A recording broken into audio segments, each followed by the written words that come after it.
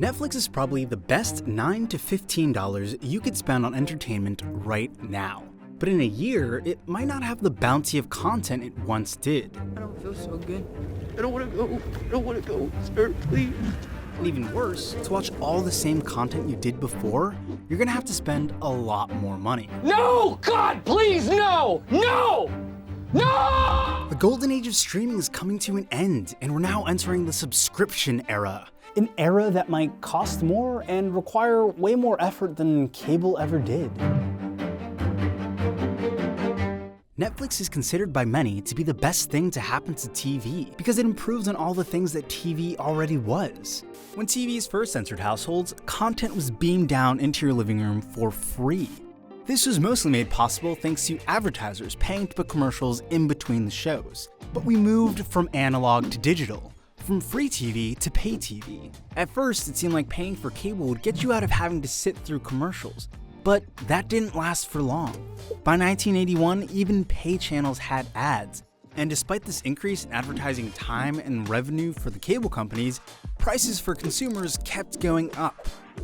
That's when Netflix came onto the scene and shattered expectations with a great value. A multitude of movies and TV, streaming right to your house, anytime you want. No commercials, $7.99 a month. AKA just under 1/5 the price of the average cable bill at the time. What? Netflix literally changed the landscape of TV forever. There's clearly a dramatic shift that we're all living through away from linear TV towards streaming TV. As consumers cut their cable cords. Cut the cord. Save cash by cutting the cord. Cutting the cord. Media giants are looking for ways to remain competitive. But of course, these prices didn't last at such a great value.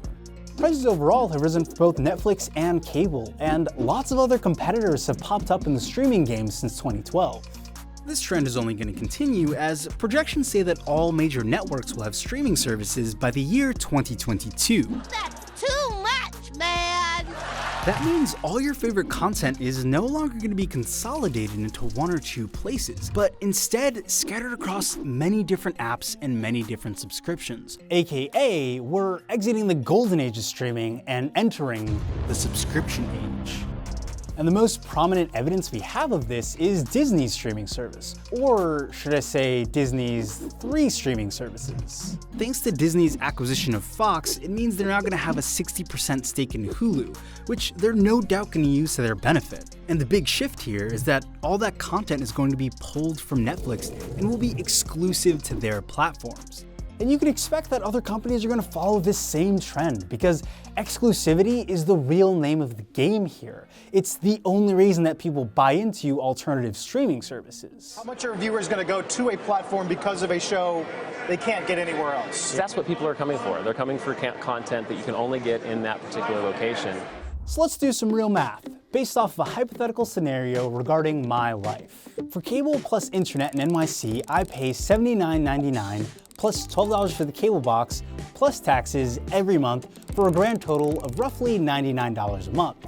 If I wanted to be a cool guy and cut the cord, I'd have to start out at a base of around $50 to $60 just for internet. Now, let's start adding in all the shows that I watch on a regular basis. Like Young Justice, or The Office, The Mindy Project, The Twilight Zone, and so many others. AKA, I'm either paying $99 a month for cable, or I'm paying approximately $82 for each individual streaming subscription, plus the $50 for internet, for a grand total of roughly $130. That's quite a bit more than the $99 I was paying for just cable and internet.